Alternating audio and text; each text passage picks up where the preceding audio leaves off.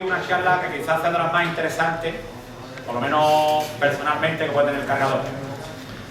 José Antonio Requia Domínguez es fisioterapeuta y osteópata de la Clínica Los Ángeles 24 Horas y hoy nos viene a contar la preparación y prevención que debemos de tener los cargadores antes, durante y después de la carga de los pasos en San Fernando en este caso. Por eso digo que es una de las charlas más interesantes que podemos tener y de donde la que puede ser más productiva y más provechosa para nosotros. Este fin de semana volvemos a tener actos.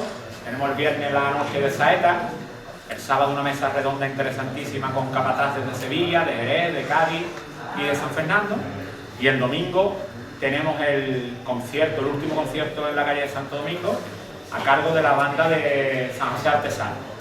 Así que, como ya digo, esta charla va a ser productiva y entretenida. Y ya os dejo con José Antonio Requia Domínguez, fisioterapeuta y osteópata. Bueno, buenas noches. Lo primero, agradecer lo que nos hayáis invitado a venir aquí a poder daros esta charla. Espero que sea interesante para vosotros y que os sirva de cara a la semana que os toca y a la preparación previa a ello. Bueno, empezamos con un análisis de la acción del cargador. Hablando un poco de la evolución histórica del perfil del cargador, en donde los cargadores del siglo XVII eran cargadores que procedían de realizar trabajos en los muelles. También desempeñaban estas funciones el personal encargado de distribuir mercancías en los comercios, trabajadores de las fundiciones, obreros portuarios. En general eran hombres habituados al movimiento de grandes pesos. Los estibadores de los muelles, que cargaban pasos durante 7 días y barcos durante el resto del año. Personas que soportaban debajo del paso una carga a la que estaban habituados. A lo largo de la historia aparecen varios tipos de cargadores, como son los cargadores antiguos, popularmente conocidos como los gallegos, referencia a los palaquines o mozos de esquina o cuerda que, a cambio de remuneraciones económicas, se dedicaban a llevar cargas. Tal expresión se utiliza hasta finales de los años 30. Los cargadores del ayer, llamados profesionales, sacaban los pasos a cambio de un salario también. Analizando la evolución histórica, se produjo un cambio en la figura del costalero, dejando de ser exclusivamente personas que trabajaban en el muelle y sacaban los pasos a cambio de un salario, apareciendo el modelo de cargador del siglo XXI. Hombres en su mayoría, que aparecen en contadas hermandades de diferentes edades, entre los que la variedad de su actividad profesional cambia frente al modelo del de ayer, dando lugar a un cargador con diversas profesiones, entre los que se encuentran jóvenes estudiantes en mayoría, cuantía, todos de diferentes edades, entre los que la variedad de su actividad profesional cambia frente al modelo del cargador del ayer, dando lugar a un cargador con diversas profesiones, entre los que se encuentran los jóvenes estudiantes. Después hablamos de la posición del cargador bajo los palos. No pretendo enseñaros cómo tenéis que cargar porque sabéis mejor que yo cómo hay que cargar, pero bueno, hablamos una pequeña introducción de cómo hay que estar debajo del paso. Dentro del paso se distinguen diversas posiciones. Aquellos que van en el centro son los corrientes. Tengo que decir que quizá a lo mejor no utilice la nomenclatura que a lo mejor utilizáis vosotros en el día a día. Y si me equivoco en algo, espero no ofender a nadie y que no os moleste. Pero bueno, he intentado hacerlo lo más correcto posible. Dentro del paso se distinguen diversas posiciones. Aquellos que van en el centro son los corrientes, nombre debido a que su posición coincide con el lugar por donde corría el agua en las calles. A su lado estarían los fijadores y en los extremos los extremos. Cuando estos últimos van en la primera o última palo, junto a las patas de la parihuela, se les denomina pateros. Estos son los principales porque son los que modifican la variación de las andas. Todos ellos cargan distintas posiciones, de ventaja a pulso, a tierra. En todas ellas, la cargadera debe ser llevada en la cruz que forman los hombros y la nuca, la séptima vértebra cervical.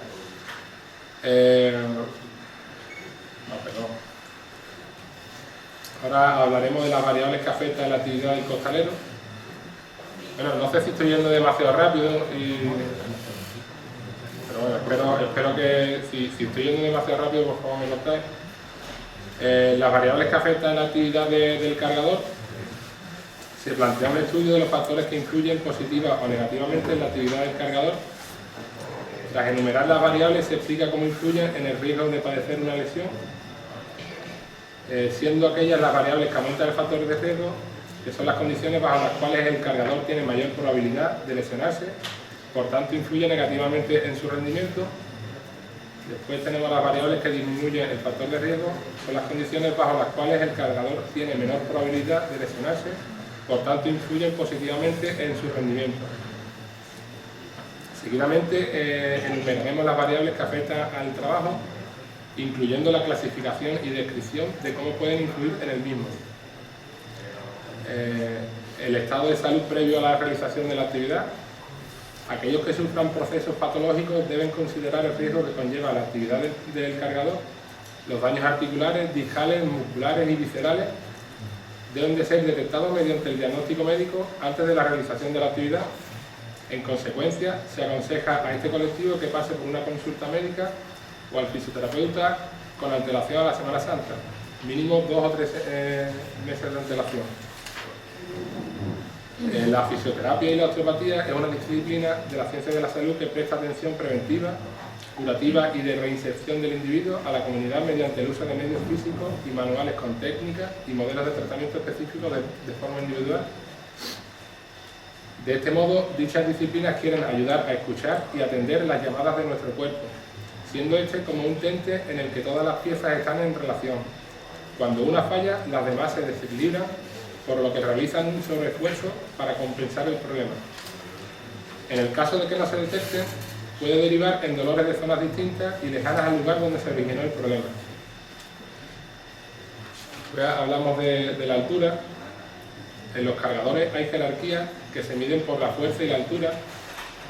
Los más resistentes ocupan los puestos de mayor responsabilidad, los más altos sacarán los pasos de Cristo y los más bajos las de la Virgen.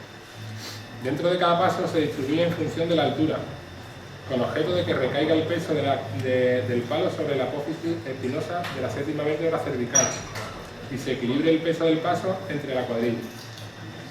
El cargador o cargadora que disminuye el factor de riesgo es el que está equilibrado con los demás. El que aumenta el factor de riesgo es el que no puede encajarse en la cuadrilla específica, como por ejemplo el exceso de altura. En la edad, establecer los límites de edades en los que se pueda realizar esta actividad es una tarea complicada, que debe ser medida en función de la salud y condición física del mismo. En términos generales, no debe realizar la actividad antes de los 18 años ni después de los 40, teniendo en cuenta que los límites pueden cambiar en casos específicos. Evidentemente, cuanto mayor sea, más probabilidad hay de sufrir lesiones y bueno, lo que creo e imagino que nunca habrá menores de edad debajo de los pasos ni no creo que se lleve a cabo.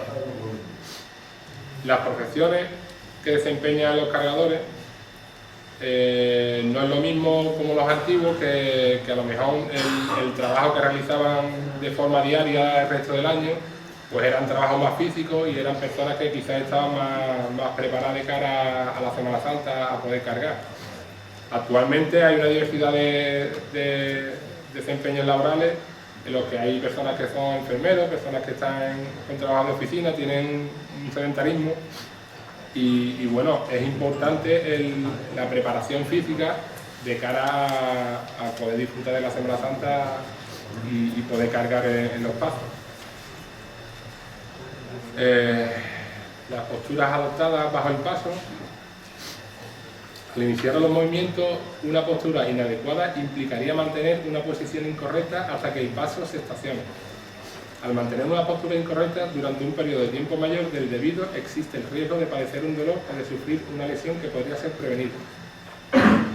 Una actitud postural que disminuye el factor de riesgo. Tras una valoración se detecta una realización adecuada de la actitud postural durante la actividad. Cuando queráis, os podéis pasar ya por la clínica en las 24 horas y el que quiera podemos hacer allí una valoración sobre todo de la pisada y una valoración un poco de la estructura, y podemos ver si hay algún tipo de descompensación a nivel de pelvis, de sacro y de cintura escapular, y bueno, se puede corregir antes de los ensayos, porque todavía queda al menos 3 semanas, 4 semanas, ¿no? hasta que tengáis el día, ¿no? Aunque cuando queráis podéis ir y os podemos hacer un estudio al respecto. Después las posturas adoptadas fuera del paso, que son, bueno, la postura del día a día, a la hora de trabajar, a la hora de sentaros en casa, descansar, siempre es importante, a la hora de conducir, de que estéis siempre bien sentados, de que adoptéis buenas posturas. Después hablamos un poco de la protección, de la importancia de enfajarse. Es adecuado el uso de la faja. La protección disminuye el factor de riesgo. Con la colocación de la faja es efectiva con la posición adecuada de la pelvis y contracción de los abdominales. Previamente a la aplicación de la faja se debe hacer una valoración de los movimientos de retroversión y anteversión pélvica, indicando la posición pélvica correcta, previamente a la colocación de la faja. La faja convencional debe de evitar las arrugas. Aquí es lo que os comento, que cuando queráis podéis ir, y esto lo podemos valorar un poco porque en la mayoría de los casos no se detecta, no estamos acostumbrados, estáis acostumbrados a andar de una forma, a notar de una manera, y muchas veces hay desestabilidad, hay desequilibrio, que estos se pueden detectar, aunque cuando queráis podéis pasar. Después un poco hablamos también de los vendajes funcionales, principalmente de muñeca, de rodilla y de tobillo, que en mi opinión creo que son los más importantes, con la finalidad de evitar las lesiones ligamentosas. La igualá, que disminuye el factor de riesgo con el palo que se apoya sobre la séptima vértebra cervical. La igualá que aumenta el factor de riesgo, la que no es correcta, es la que recaerá en todos los cargadores sobre el mismo punto de presión. Por ejemplo, que siempre recaiga sobre el mismo punto.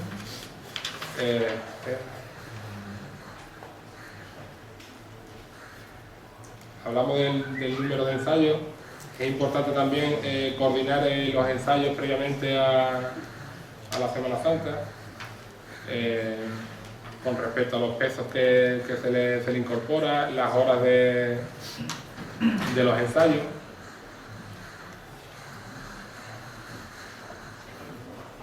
Pues hablamos de la posición que se lleva bajo el paso.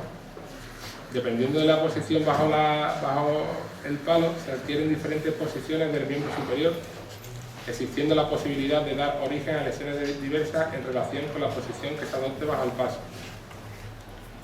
Los primeros palos presentan libres de los cargadores anteriores, de forma que los hombres de la primera llevan los brazos en distinta posición que los de las posteriores a la primera. Los extremos que se colocan en los laterales llevan situados los brazos sobre los palos laterales, implicando un aumento de la presión en los bordes externos de los brazos. Los pateros situados en los bordes anteriores y posteriores presentan una función de guía por ser los puntos de referencia de los movimientos realizados por el resto del grupo. El espacio entre palos. Los espacios que aumentan el factor de riesgo son cuando los espacios son reducidos, los cargadores no tienen suficiente espacio para extender los miembros superiores y necesitan cisfosar la columna vertebral a nivel dorsal para extender los miembros superiores. Cisfosar significa que todavía se aumenta más lo que es la curva fisiológica de las dorsales para poder aumentar la extensión de los miembros superiores. Entonces, es importante el tener y mantener una buena alineación durante la carga. Después hablamos de la propiocepción.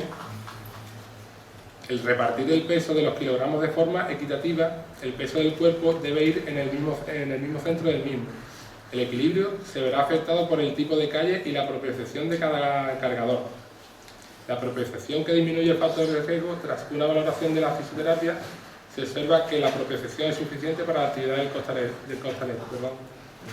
La propiocepción a través de una plataforma podal que tenemos en la clínica podéis venir y podemos hacer un estudio de la pisada y podemos ver si el reparto del peso natural vuestro sin cargar es correcto y equilibrado tanto en un pie como en el otro. Si existiera un desequilibrio ya nos estaría informando, nos estaría indicando de la posibilidad de eso, de una dismetría a nivel del miembro inferior o de alguna asimetría a nivel de la pelvis. Con que insisto, y que cuando queráis podéis venir, podemos hacer ese estudio y bueno, podemos hacer ciertas correcciones previamente. La coordinación, bueno, evidentemente tampoco voy a decir nada nuevo sobre eso, que toda la cuadrilla vaya de forma coordinada en los movimientos del paso. La preparación física del cargador, como en cualquier actividad que requiera un esfuerzo físico, es necesario realizar ejercicios de calentamiento y estiramiento siempre antes de comenzar, durante los relevos y después de la acción. De los ejercicios deben de comprometer toda la musculatura implicada en la actividad con el fin de evitar calambres musculares, sobrecargas y posibles lesiones. Bueno, después hablaremos un poco de cuáles son los músculos más implicados en la carga y bueno, os enseñaré un poco cuáles son los estiramientos básicos para un buen calentamiento. La alimentación, es importante el tema de la alimentación, evitar que los alimentos que tomemos aporten, bueno, evitar no tomar hidratos de carbono junto con bebidas que le aporten glucosa al organismo. Esto evitará bajadas de azúcar y la falta de nutrientes energéticos. La alimentación que aumenta el factor de riesgo son la alimentación copiosa con escasos aportes de hidratos de carbono, junto con la bebida alcohólica o bebidas que no le aporten glucosa al organismo. Es muy importante para un buen funcionamiento muscular la hidratación y bueno, siempre hay que evitar un poco la ingesta de alcohol porque el alcohol en sangre siempre provoca una deshidratación muscular y cuando se llevan ya varias horas y se pierde muchos electrolitos y muchos minerales durante la carga, pues favorece y aumenta la probabilidad de los calambres musculares y espasmos musculares. Entonces es importante que lo sepáis siempre que estéis bien hidratados. El reparto de los kilos bajo el paso durante el trabajo. El reparto del peso está influenciado por varios factores. La igualdad, el trabajo que ejerce cada cargador. Si uno de ellos deja de poner todo su esfuerzo para la levantar, el resto del grupo deberá compensar esa falta de fuerza. También depende de los kilogramos que lleve el paso y de la posición que tenga el cargador. La calle puede influenciar en la medida al ser inclinada hacia arriba o abajo hacia arriba o abajo, la carga se inclina sobre zonas distintas del paso, teniendo que trabajar los cargadores de determinadas cargaderas. Lo mismo ocurre con la calle convexa o cóncava. La carga que se soporta varía entre unos 40 o 60 kilogramos. No sé exactamente vosotros cuánto tenéis que soportar. Depende, ¿no? Del paso, ¿no? Pero en torno a eso, ¿no? Entre 30 o 50, más o menos. Entonces, en función de los kilogramos, oscilará en función de variables como el número de kilogramos que pesa el paso, el número de hombres que portan el paso, la fuerza que cada uno ejerce en cada momento de la levantada, la carga individual realizada durante la marcha del paso, el tipo y terreno de la calle, el tiempo durante el que se está realizando la carga, entre otros. A mayor peso, mayor cantidad de peso se debe repartir entre todos bajo la trabajadera. El reparto de los kilos bajo el paso, que disminuye el factor de riesgo, será aquel que esté equitativamente repartido con todo el paso y con todos los integrantes de la cuadrilla. La ropa del cargador. La ropa debe ser adecuada para la preparación, que se ajuste la faja y el uso de un calzado adecuado. La faja convencional que disminuye el factor de riesgo debe de evitar las arrugas. La faja debe de quitarse lentamente tras la actividad, permitiendo que el organismo se adapte a las nuevas condiciones corporales y ambientales. Las fajas que aumentan los factores de riesgo son aquellas en las que se producen arrugas, que al quitarse la faja tras la actividad del cargador la realizará rápidamente, no permitiendo que el organismo se adapte a las nuevas condiciones corporales.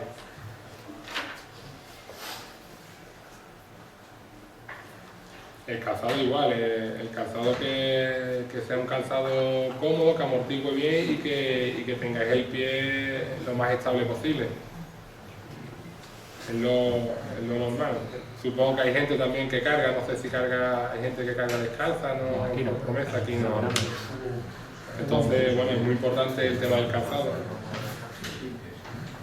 La meteorología, eso es una cosa que no depende de nadie, evidentemente cuanto peor condición climatológica haya, pues mayor esfuerzo tendrá que soportar el cargador bajo el paso.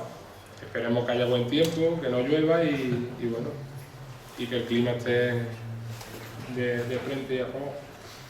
El tipo de calle, dependiendo del tipo de calle, cada individuo adoptará diferentes posiciones del aparato locomotor, que a su vez estará influenciado por la posición de cada cargador que adopta bajo el paso. El siguiente párrafo se enumera la relación que existe entre el tipo de calle y la posición del cargador bajo el paso, que afectará principalmente o secundariamente a los cargadores. Las calles que aumentan el factor de riesgo para los costaleros, para los cargadores con las posiciones indicadas, por ejemplo, las calles con curva hacia la izquierda afectan principalmente a los pateros izquierdos, la calle con la curva hacia la derecha influye principalmente sobre el lado derecho, calles cóncavas influyen principalmente en los costeros, las convexas principalmente en corrientes, las calles inclinadas hacia arriba influyen principalmente en los últimos palos y las inclinadas hacia abajo influyen principalmente en los primeros palos.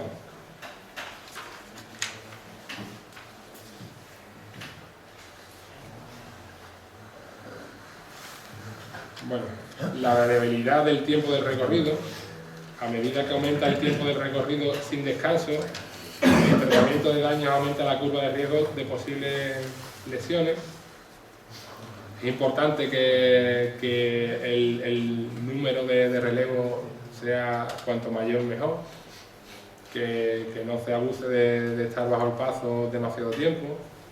Ya eso supongo que dependerá del capataz, me imagino, pero es importante, bueno, los relevos. Pues hablamos un poco también del número de pasos que saca cada cargador. El hecho de salir en un mayor número de pasos requiere aumentar las horas de preparación para salir de cargador, puesto que aumenta el factor de riesgo.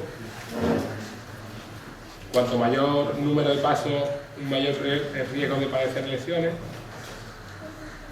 El cargador con escasa condición física, insuficiente educación postural, edad impropia y sin tratamiento preventivo, fisioterapéutico anterior, durante los relevos y después de sacar los pasos, pues evidentemente tiene más papeleta de poder sufrir algún tipo de lesión. Es importante descansar, tener las horas de sueño adecuadas.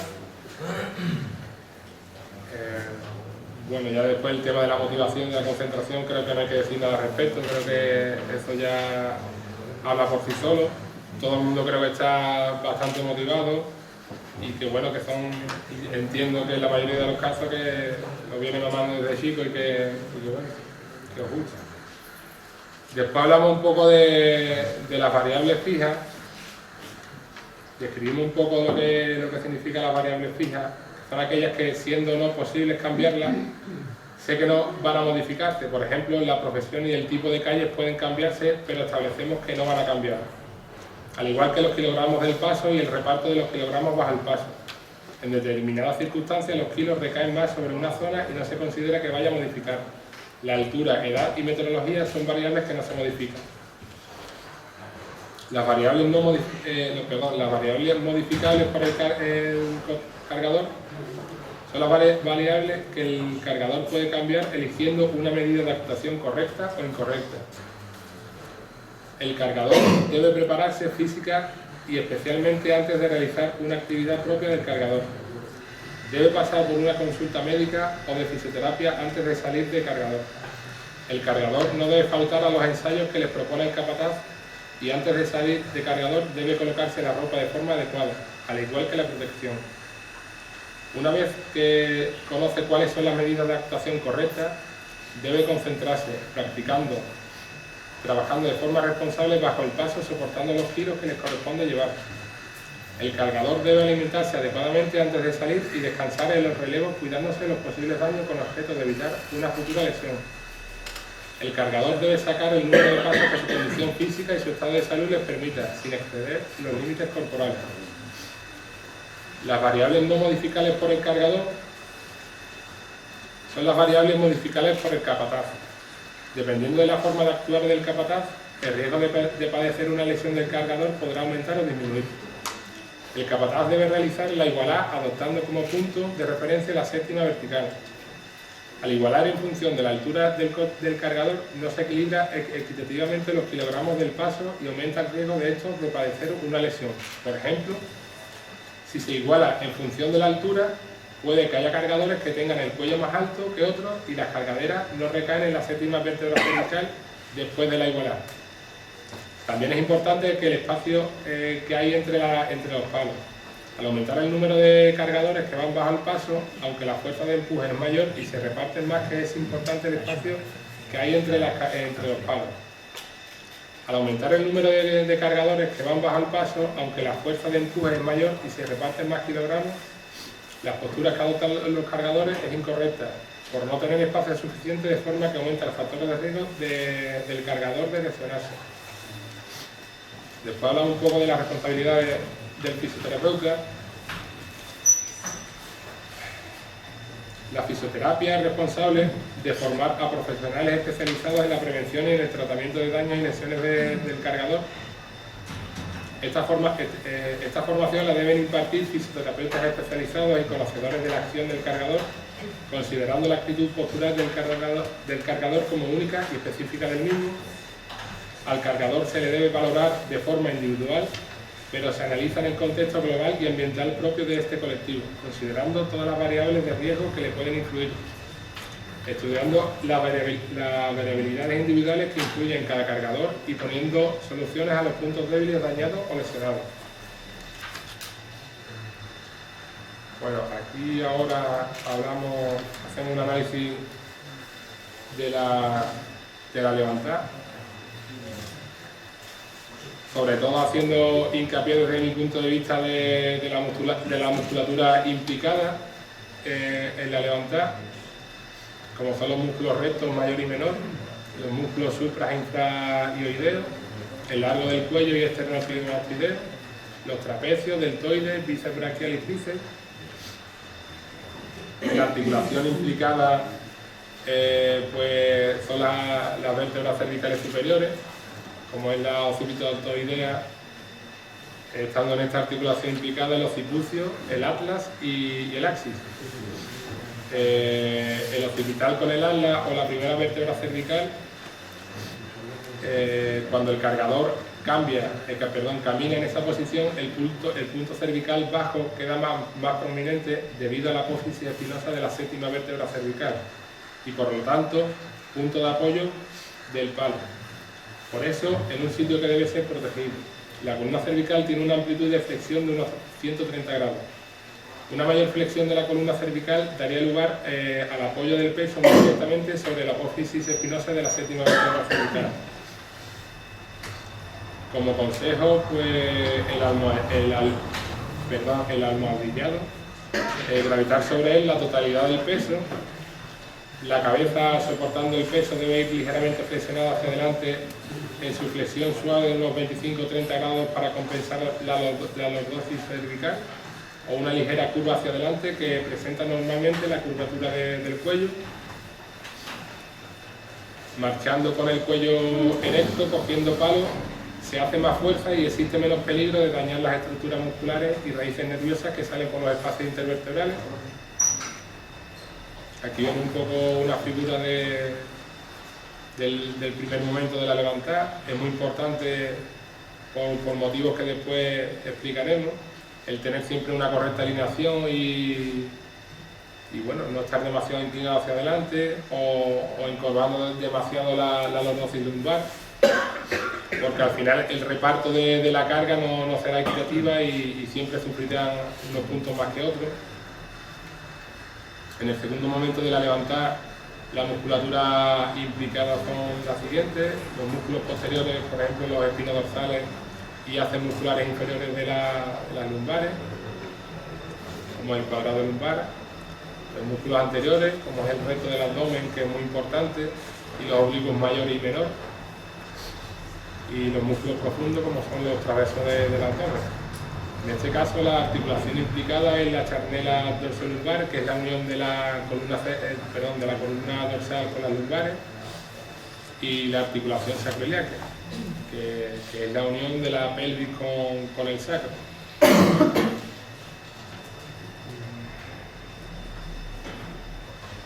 Aquí vemos un poco la figura con la alineación correcta, y que es muy importante recaer el peso amortiguándolo con las rodillas, caderas y tobillos, siempre con una buena alineación de la columna, y bueno, y manteniendo dentro de las circunstancias la columna cervical lo más recta posible, siempre que las condiciones nos lo permitan. Y cuando estemos cansados o estéis cansados, evitar las compensaciones de cargar más de lumbares. El tercer momento de la levantada, los músculos implicados, como por ejemplo los músculos anteriores, son los más importantes, el psoas, cuádriceps y el sartorio. Los músculos posteriores van a ser el bíceps femoral, semimembranoso y semitendinoso, que son dos de los músculos de los isquiotibiales, el tibial posterior y tricesural. Como consejo, pues siempre que la mirada esté al frente, realizar el máximo esfuerzo durante el mínimo tiempo posible, concentrarse en igualar las piernas y los tobillos de forma que en la caída la posición sea correcta.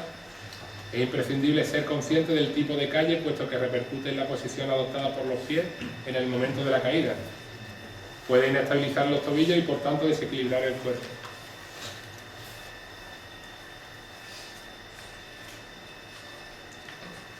Bueno, pasamos ahora a hablar un poco de estiramiento, de algunos de los músculos que hemos mencionado y de otros más. Pondremos imágenes de los grupos y músculos individualmente que son interesantes de estirar previamente a la preparación de los ensayos, antes del día de la carga, y bueno, también importante después de los ensayos de hacer también un trabajo de estiramiento.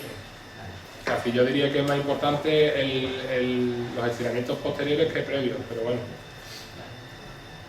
Empezamos con los estiramientos cervicales. Aquí tenemos ahora mismo sobre todo el trapecio superior, el esplenio de la cabeza y los escalenos. Aquí veis como es un estiramiento sencillo. Simplemente tenéis que mantener erecta la columna y con las manos en el occipital traccionáis lentamente, sin forzar, y simplemente haciendo 10 respiraciones, 10 inspiraciones profundas.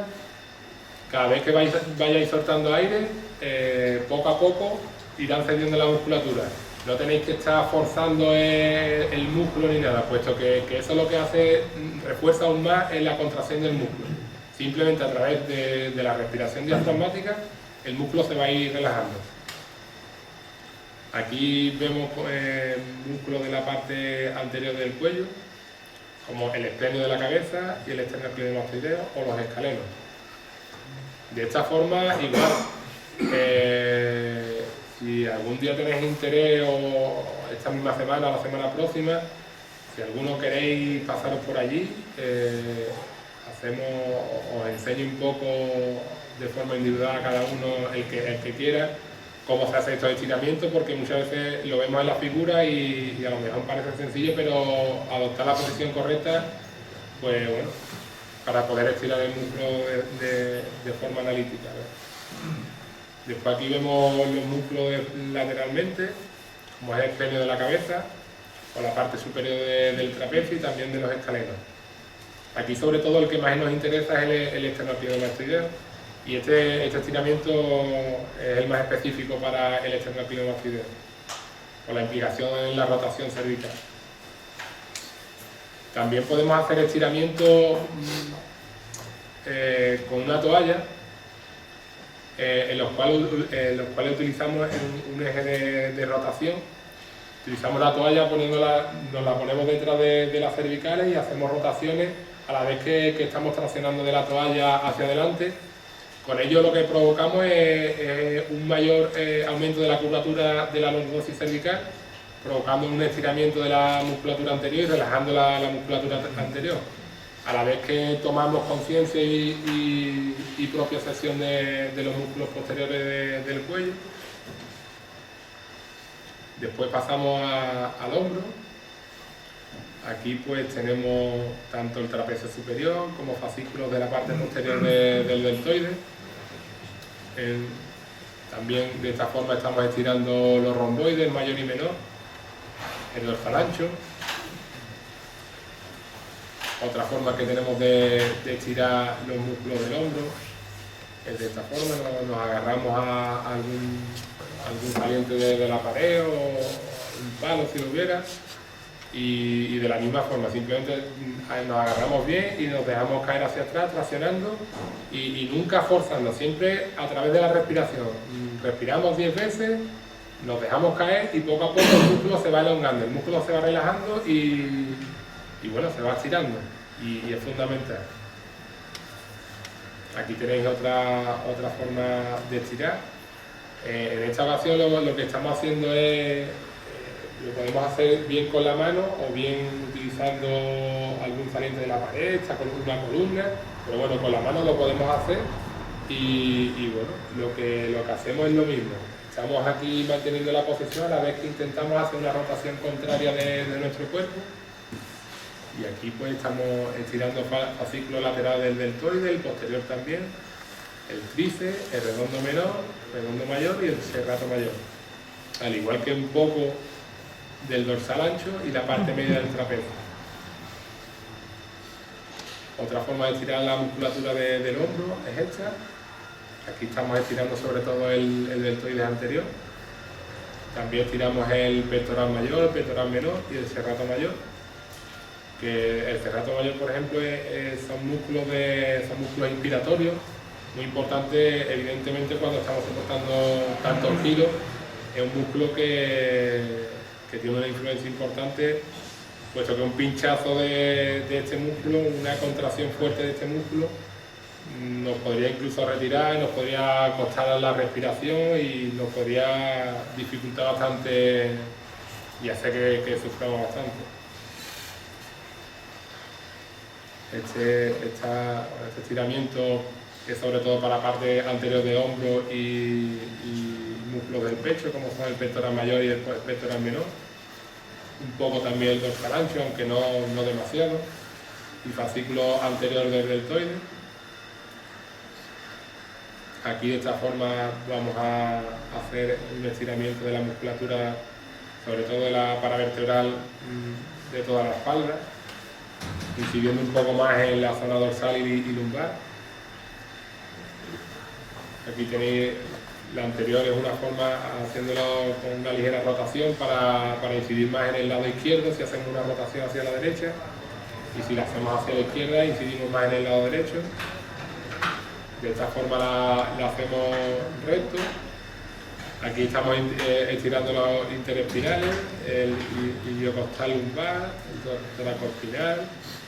En fin, también son músculos inspiratorios sobre todo, y músculos extensores de la columna. Músculos importantísimos a la hora de la levantada o a la hora de estar soportando el peso. Aquí encontramos músculos de la parte anterior del abdomen, como son el oblicuo externo y el interno. Músculos también muy importantes porque son los considerados también, junto al resto del abdomen, son los considerados como la faja natural de nuestro cuerpo. Músculos importantes a tener, cuanto más tonificado mejor. Y bueno, aquí tenéis un poco la forma de estirarlo. De esta forma también podemos hacer estiramiento de los oblicuos sentados. levantando los brazos y llevándola a la nuca y haciendo una flexión lateral. Si la hacemos hacia la derecha, estamos estirando los oblicuos del lado izquierdo y de forma contraria los del lado derecho. Aquí en esta posición estamos haciendo un estiramiento de la cadena muscular anterior. En este caso, sobre todo, estamos haciendo un estiramiento del resto del abdomen, de los oblicuos y también de los dos psoas, que es un músculo responsable muchas veces en el desequilibrio de la pelvis, que en su mayoría es el responsable directo de tener asimetría de miembro inferior. Por tanto, es importante un estiramiento de estos músculos. Yo diría que es bastante importante, sobre todo este es otra forma de hacer estiramiento, sobre todo del recto anterior, de los oblicuos, del psoas ilíaco. Ya pasamos un poco al miembro inferior. En este estiramiento estamos estirando analíticamente el cuádriceps, tanto el vasto externo, el medial como el interno, no el recto anterior del cuádriceps, que para ello tendríamos que estirarlo de esta forma, por ejemplo. Aquí estamos haciendo también estiramiento del cuádriceps, de los tres vastos del cuádriceps y también del recto anterior del cuádriceps, que tiene una implicación en la pelvis. También estamos estirando el psoas ilíaco y el sartorio, que es un músculo que tiene implicación tanto en la flexión de cadera como en la rotación de la cadera.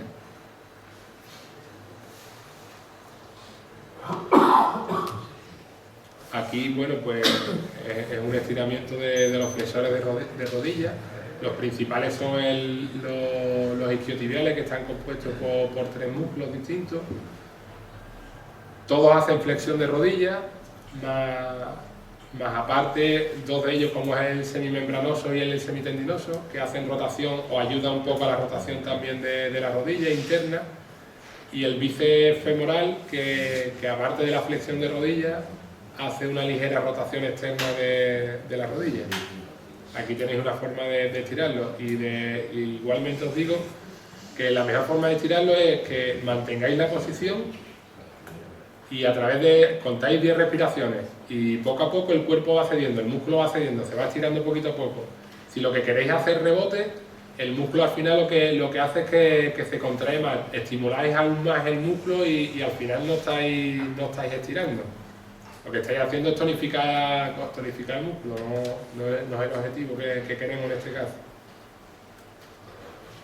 Otra forma de estiramiento de la musculatura posterior, de la musculatura de flexión de la rodilla. Aquí tenéis otra forma de estirar. Esta es bastante interesante porque implicamos un estiramiento global desde prácticamente, si lo hacéis, desde la coronilla hasta prácticamente el talón.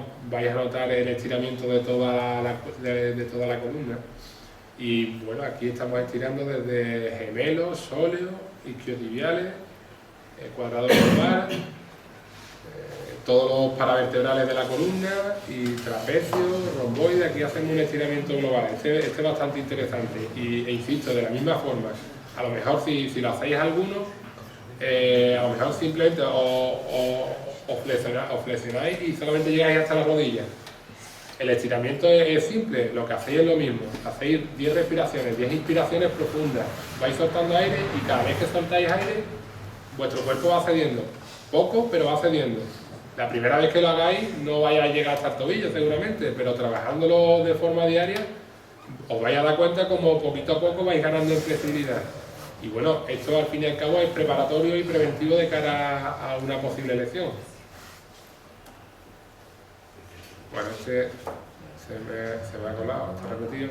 Aquí es un estiramiento del tríceps sural, sobre todo de gemelo, ¿vale? Y de la parte posterior del muslo. También estamos haciendo un estiramiento, según como nos coloquemos, si llevamos hacia adelante un poco la pelvis, hacemos un pequeño estiramiento también del psoas, el músculo importante que dijimos de la cadera.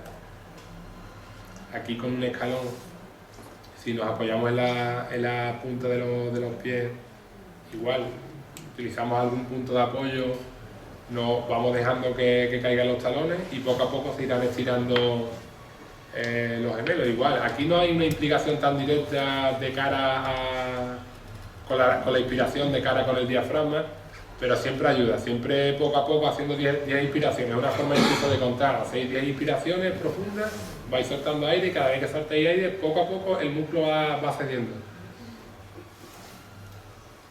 Bueno, ahora pasamos a hablar un poco de las lesiones más frecuentes que se producen en los cargadores. Viendo en porcentaje, observamos como las principales lesiones que se producen van a ser en las cervicales altas, al no adoptar una correcta posición alineada de las cervicales. Básicamente cuando la flexión está por encima de lo normal. A ver, ¿cómo os digo yo este ejemplo? Esto es como si yo tengo que soportar un peso, por ejemplo 10 kilos, lo puedo soportar mejor si me lo llevo contra el pecho que si extiendo los brazos. A nivel cervical, cuanto más inclinada hacia adelante estén las cervicales, mayor sufrimiento va a haber de las vértebras cervicales sobre todo y de los músculos, pero sobre todo de las vértebras cervicales y del disco intervertebral, porque estamos aumentando la palanca. Yo, por la experiencia, las veces que he estado tratando a cargadores, siempre la zona cervical, que se producen parestesias de miembro superior porque haya compresiones a nivel de la salida nerviosa de las vértebras cervicales, pérdida de fuerza de miembros superiores sobre todo, las contracturas típicas que no se van nunca. Y es por eso mismo, porque hay una implicación por compresión de los nervios que inervan los músculos implicados, todos los músculos que estuvimos anteriormente mencionando. Después, en importancia, la zona lumbar también. Y por lo mismo, igualmente, por no llevar una correcta alineación, cuanto mayor esté el cuerpo inclinado, cuanto mayor inclinación tenga la columna, mayor sufrimiento va a haber, sobre todo a nivel discal. Y bueno, ya un poco después la rodilla, tobillo, gemelo, son las lesiones más importantes que muchas veces me suelo encontrar. A nivel de gemelo no hay rotura total, pero sí hay micro roturas parciales de gemelo.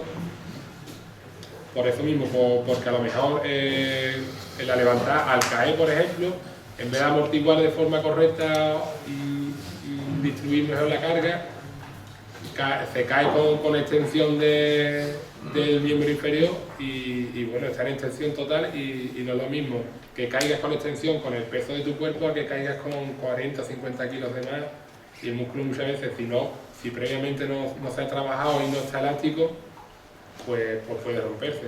Al igual que, por ejemplo, lo que mencionamos antes un poco por encima con el tema de la hidratación, de la importancia de que haya una correcta hidratación. Por eso mismo, porque cuanto mejor hidratados estemos, nuestro cuerpo en general está hidratado, el músculo es elástico y bueno, evitaremos esto. Nunca vamos a estar libres de la exposición a la que estamos de cara a una lesión, pero bueno, cuanto mejor preparados estemos, mejor terminaremos la Semana Santa. Lo que hemos mencionado un poco en orden de importancia, los que voy a mencionar, los primeros, la charnela cérvico-dorsal, la columna dorsal, la charnela dorsolumbar, las contracturas musculares del miembro inferior, las roturas de fibra parcial, todos estos al fin y al cabo son reversibles. Nos podemos lesionar, pero que con el tiempo y un buen tratamiento nos recuperamos y estamos otra vez en condiciones de hacer vida normal. Pero con todo lo que anteriormente he dicho, lo que os quiero hacer que veáis es la importancia de la buena alineación, de la buena preparación de cara a las lesiones que se producen, sobre todo a las lesiones discales y a las artropatías articulares, porque estas, una vez que se van produciendo, no tienen ya solución, no son reversibles. Y una operación no es una curación, es simplemente evitar dolores sobre todo, pero al final se producen en una operación, lo que hace es una fijación y con el tiempo al final produce otra hernia discal, en fin, así van pasando los años, pero mi intención es que entendáis de la importancia de todo lo dicho por esto mismo, para evitar estas lesiones. Os hablo un poco ahora de estas lesiones del disco intervertebral. Os hablaré un poco de en qué consiste un disco intervertebral, la función que tiene y las diferentes partes que tiene. El disco intervertebral representa la estructura de unión más robusta entre los cuerpos vertebrales. El tamaño y el grosor del disco en las diferentes regiones de la columna varía. Los discos que son más gruesos son, por ejemplo, los de la columna lumbar. Son cinco discos lumbares. Son los que están más hidratados, pero a la vez los que sufren mucho más en el cuerpo. Con el paso de los años son los que sufren más por eso mismo, por malas posturas, por malos hábitos de la vida diaria. Y bueno, eso sin contar que no estemos cargando peso. Entonces, de la importancia que en la Semana Santa, con tantos kilos que tiene que soportar el cuerpo, con tantos kilos que tiene que soportar un disco, pues que cuanto mejor lo hagamos, cuanto mejor alineados estemos, pues su sufrimiento será menor. En la región lumbar, la altura de los discos es 1/3 mayor con respecto a los cuerpos vertebrales. En la región cervical y lumbar los discos son más anchos por delante que por detrás. En la mayoría de los casos esto lo que conlleva es que la mayoría de las hernias discales que se producen son posteriores, casi todas. El disco se va a romper siempre o casi siempre, o es más fácil que se rompa en la parte posterior. Por tanto, cuanto mayor inclinado estemos hacia adelante, siempre la carga va a repercutir mucho más en la parte posterior del disco. Insisto en la importancia de tener una buena alineación. El disco contribuye decisivamente a soportar el peso corporal. Cada disco está constituido por un anillo fibroso y por el núcleo pulposo. El núcleo pulposo es una estructura gelatinosa e hidratada situada en el centro de cada disco, que tiene la consistencia de la crema dental. Tiene un alto contenido en agua hasta la senectud. El núcleo actúa absorbiendo las fuerzas axiales de choque como un amortiguador. El núcleo es una estructura avascular. Esto significa que no tiene vascularización, que no tiene riego sanguíneo. La forma que tiene de alimentación es por perfusión, a través de la presión sanguínea. No tiene arterias que llegue la sangre a él. Por tanto, insisto en la importancia de la buena hidratación y de que haya una buena presión dentro del disco. Y todo esto viene dado con lo que os acabo de decir, con que haya siempre una buena hidratación. Normalmente el disco se nutre por la difusión, lo que os acabo de decir.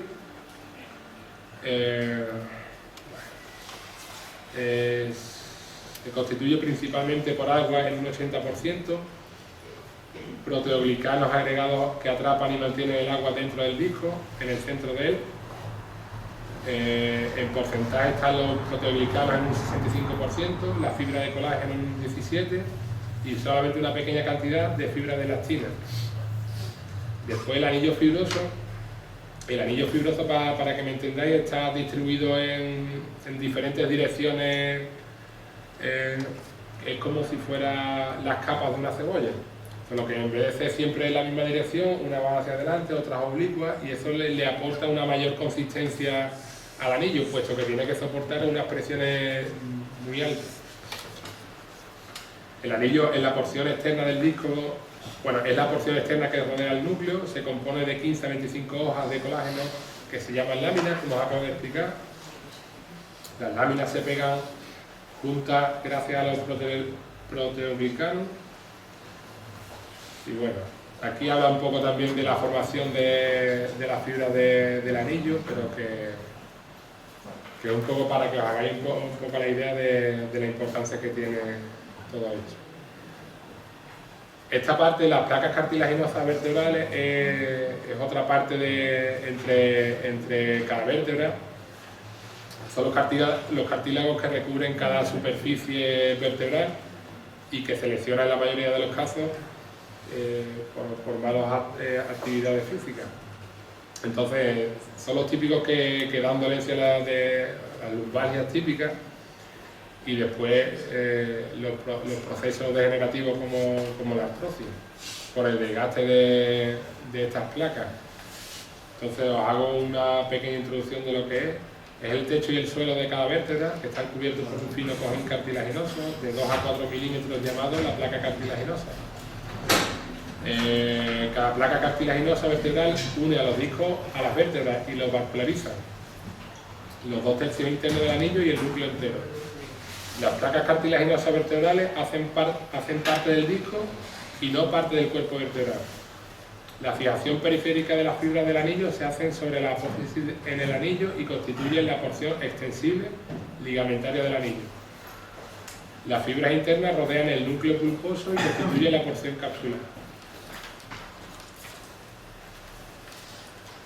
Aquí, como veis, un poco esta es la carga normal que soporta el disco.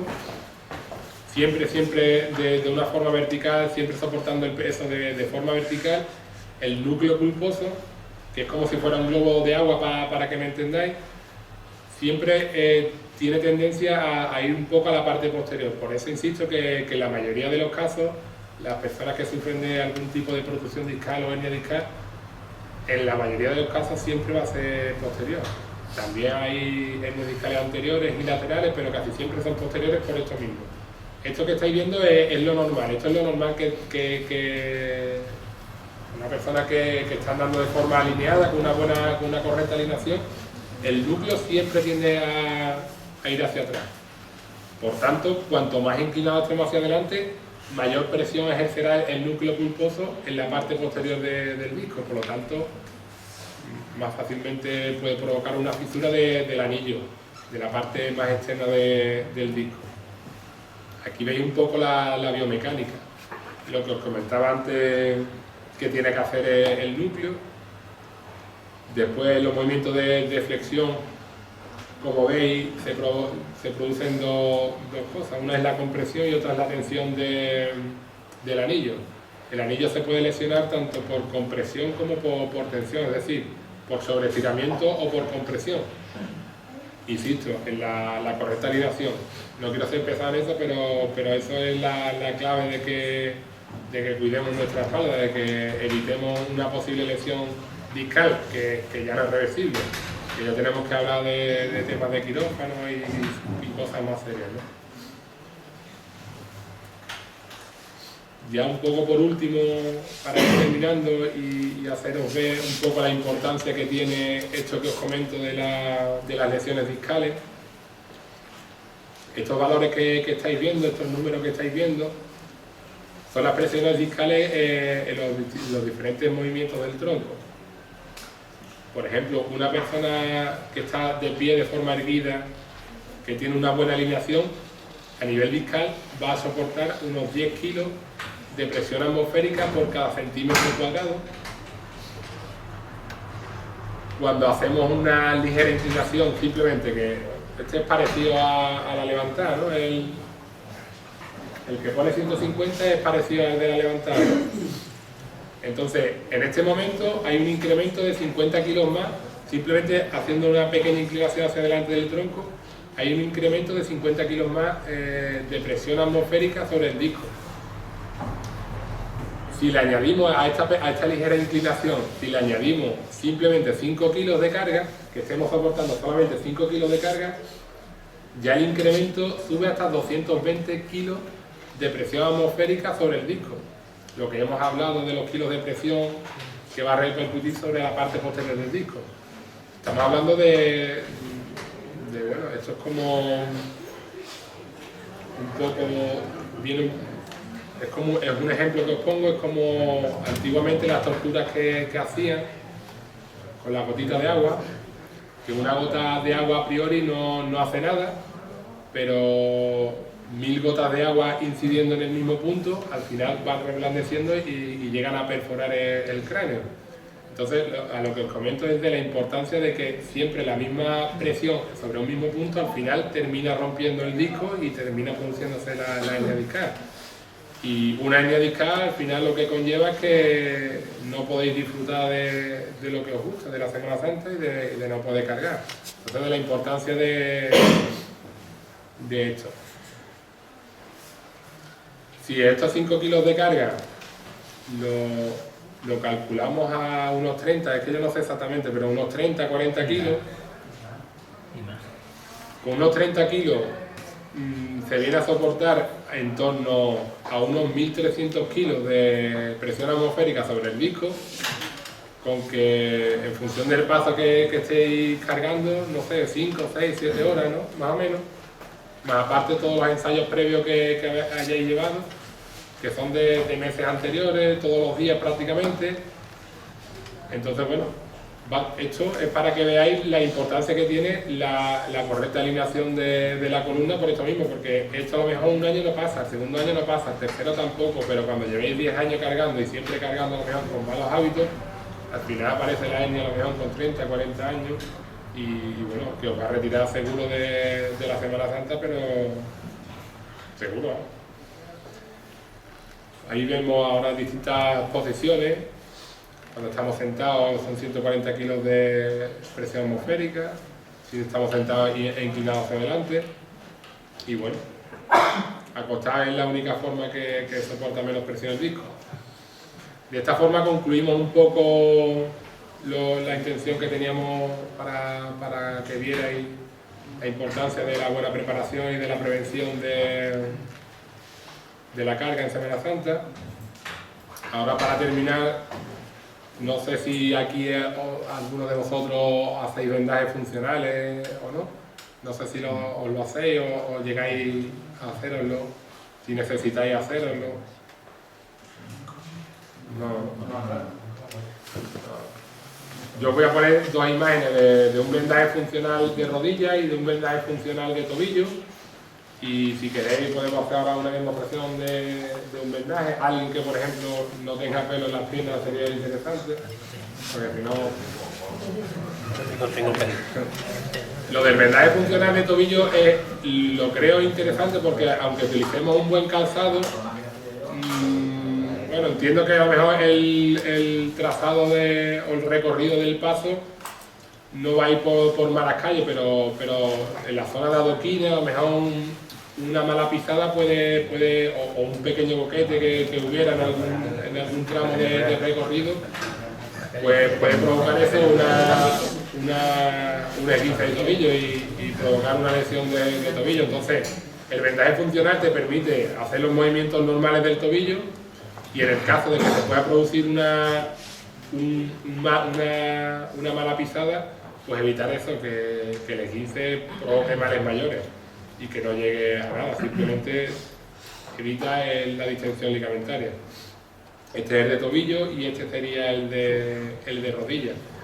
Esto lo que ayuda básicamente son a los ligamentos laterales y a los ligamentos cruzados. A lo que hablamos antes, por ejemplo, cuando se hace la levantada al caer, si se cae con extensión de rodilla, ahí los ligamentos que sufren básicamente son los cruzados anteriores. Esto nos puede provocar, por ejemplo, rotura del cuerno anterior del menisco o roturas parciales de los cruzados. No sé si alguno tenéis conocido que hayan tenido alguna lesión en este caso, pero bueno, aquí tenéis los vendajes funcionales por si queréis saber cómo se hace o no. Y de esta forma, bueno, concluimos ya un poco la presentación de la preparación y prevención de la carga de la Semana Santa. Aunque si queréis que os enseñe un poco un vendaje funcional de tobillo o de rodilla, pues lo hacemos en un momentito. Y si no, pues nada, si no, de todas maneras, si queréis, os puedo pasar paso a paso con fotografía la forma de hacer un vendaje funcional, que bueno, que nunca está de más. de cara a saberlo, de cara, bueno, aparte a una práctica deportiva o en un momento dado que durante la Semana Santa cargáis un día un paso y os fastidiáis un poco la rodilla, el vendaje funcional os va a fortalecer un poco, que si os duele, no lo sometáis tampoco al estrés máximo y evitar eso, un mal mayor después. Porque... Yo no cargo, evidentemente, pero que el mayor número de lesiones es en las cervicales y no hay ninguna porque todo lo que está hablando es las rodillas, tobillos, para lumbares, pero el mayor número de lesiones es en las cervicales, ¿no? Sí. Y para eso, ¿qué se puede hacer para evitarlo? Para evitarlo, tener una correcta alineación en la carga. Es la única forma preventiva, hacer un buen trabajo de la musculatura, tener una buena hidratación, tener una buena preparación física. ¿Y la posición en sí del cuello? La posición, la que dijimos antes, la posición correcta es que, por ejemplo, no estemos totalmente inclinados hacia adelante, porque es lo que hemos dicho. Vete a la fotito con los profesores. Mira,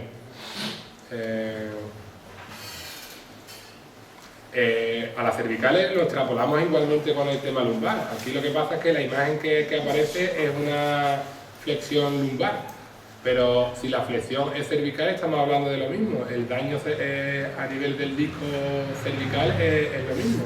O sea, cuando hemos estado hablando de las lesiones del disco intervertebral, no estoy hablando solamente de las lumbares, estoy hablando de todos los discos intervertebrales que tenemos en la columna.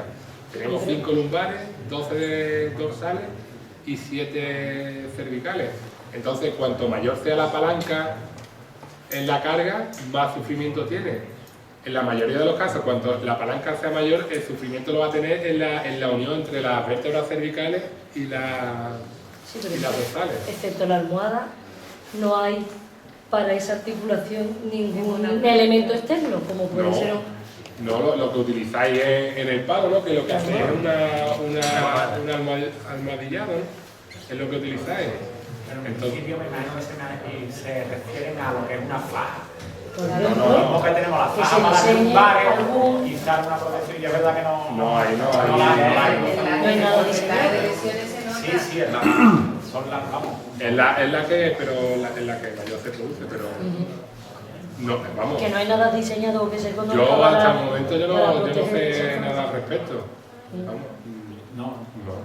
Yo no la vi. Vamos, y si lo hubiera, yo creo que estaríais enterados vosotros y que algo me habría enterado yo también, pero no hay nada, no existe nada, como por ejemplo un vendaje funcional. Se puede hacer un vendaje funcional, pero se puede hacer un vendaje funcional del hombro y poco más, porque el cuello yo creo que va a ser más aparatoso lo que pueda vendar que el no llevarlo. El vendaje neuromuscular es lo que a usted se refiere, ¿no? Pero el vendaje neuromuscular no es un vendaje funcional. O sea, el vendaje neuromuscular trabaja sobre todo a nivel de... Sí, pero lo descarga desde un punto de vista del sistema linfático. Es decir, un músculo, por ejemplo, ¿con ustedes han utilizado alguna vez el vendaje neuromuscular? El vendaje neuromuscular, cuando usted acude a consulta del fisioterapeuta, acude porque tiene un dolor, una contractura y ese músculo está inflamado. Ese músculo está generando ahora mismo un aumento de la presión. Entonces, el vendaje neuromuscular lo que hace es drenar el músculo, bajar esa inflamación. Lo que hace es una estimulación del sistema linfático, que el sistema linfático va entre la piel y la fascia muscular. Entonces, si la inflamación del músculo se produce más rápido que lo que el cuerpo es capaz de evacuar esa inflamación, el músculo está inflamado y perdura más días en el tiempo esa inflamación. Con el vendaje neuromuscular lo que va buscando es eso, que la evacuación de la linfa en este caso sea mayor que lo que el músculo va produciendo la inflamación.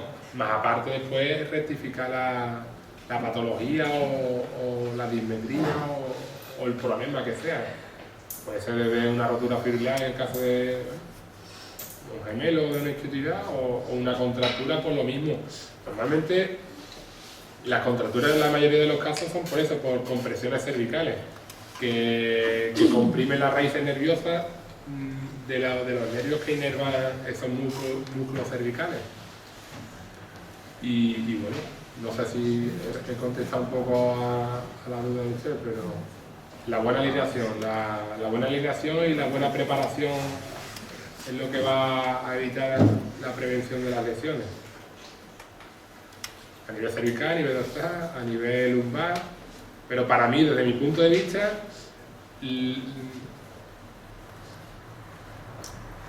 es cierto que las que mayor se producen es en las cervicales, pero insisto, a nivel cervical se producen las lesiones tanto a nivel muscular, pero que a nivel muscular siempre a ver, siempre se puede corregir, pero que una lesión discal ya eso es para toda la vida ya. Entonces, dentro de ese 73%, lo importante son las lesiones cervicales, las lesiones discales. Y bueno, la buena alineación de la lordosis cervical. Fisiológicamente las cervicales tienen una curvatura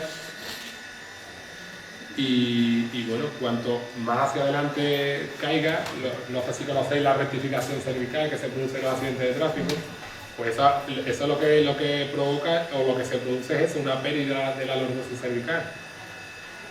Eso provoca dos cosas: un aumento de la presión a nivel de la unión entre las cervicales y las dorsales, con las consecuencias de parestesia del miembro superior, sobre todo de la parte distal, nervio radial sobre todo, y después de una compresión a nivel de la unión entre los occipucios y las primeras vértebras cervicales, que provocan compresiones de la arteria vertebral, los típicos mareos, las náuseas que se producen. Y bueno, eso es más típico de un accidente de tráfico, pero que también se produce aquí, porque si al final estamos cargando durante meses en los ensayos con una inclinación excesiva hacia adelante, al final lo que estamos es provocando una rectificación permanente de las cervicales, una pérdida de la lordosis cervical y por tanto aumento de las lesiones a nivel cervical. ¿Alguna pregunta? Al principio dijiste que es conveniente tanto los estiramientos antes de realizar las salidas como posteriores. Sí. ¿Con la misma intensidad o Para mí, diferente? desde la experiencia y hablando con compañeros que se dedican a la preparación física, siempre se insiste más en que estos estiramientos son siempre mucho más importantes y más interesantes después del ensayo, que siempre anteriormente es importante, pero no es necesario que sean tan intensos.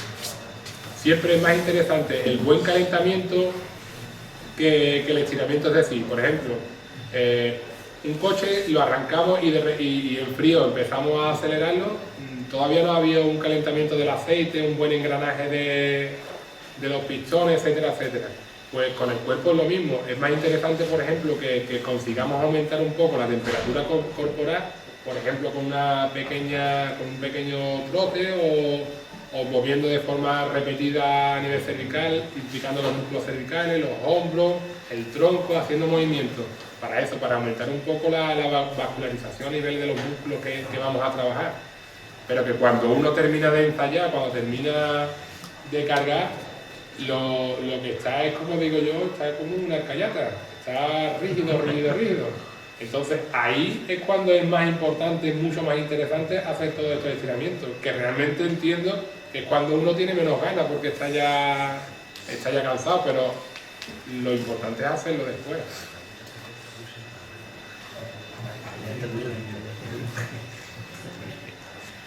Y sobre todo, bueno, repitiendo también un poquito así por encima lo de la hidratación, de no tomar alcohol o evitar tomar demasiado alcohol durante los ensayos o los días de carga, porque parece una tontería, pero el alcohol lo que hace es que deshidrata un montón el músculo, pero un montón. ¿Y la bebida esta isotónica o no? Sí, la bebida isotónica sí. Sí, porque repone sobre todo las sales que perdemos. El músculo, el músculo, la contracción muscular funciona a través de una cosa que se llama bomba de sodio y potasio. El sodio y el potasio son minerales, el magnesio, el zinc, el manganeso son los que intervienen en la contracción y en la relajación muscular. Entonces, yo entiendo, yo nunca he estado debajo de un paso, pero entiendo que se suda y que se suda bastante. Entonces, cuando se suda tanto, hay una pérdida importante de sales minerales, la proporción disminuye. Y cuando al músculo le falta el sodio y el potasio, como le falte algo de hecho, lo que se produce es una contracción, un calambre, un músculo que se contrae, se queda contraído y como se contraiga porque le falte, ya por mucho que estire se queda ahí. Y no sé, me imagino que a lo mejor a lo largo de vuestra experiencia os habrá pasado alguna vez, ya sea cargando o en alguna práctica deportiva demasiado intensa. No sé si lo habéis sufrido, pero que pasa, pasa. Y bueno, no sé si queréis preguntar algo más o os ha quedado alguna duda sobre algo. Yo espero que no haya sido demasiado tostón la parte inicial de la charlita y que os haya gustado, os haya interesado y haya aportado algo para vuestro ensayo y la Semana Santa. Insisto, estamos en la clínica Los Ángeles 24 horas, que allí, los días que yo esté por allí, podéis ir cuando queráis a preguntarme lo que queráis y hacer el estudio como os dije anteriormente, tanto de la pisada como a nivel estructural. Cuando queráis podéis ir por allí, ¿vale?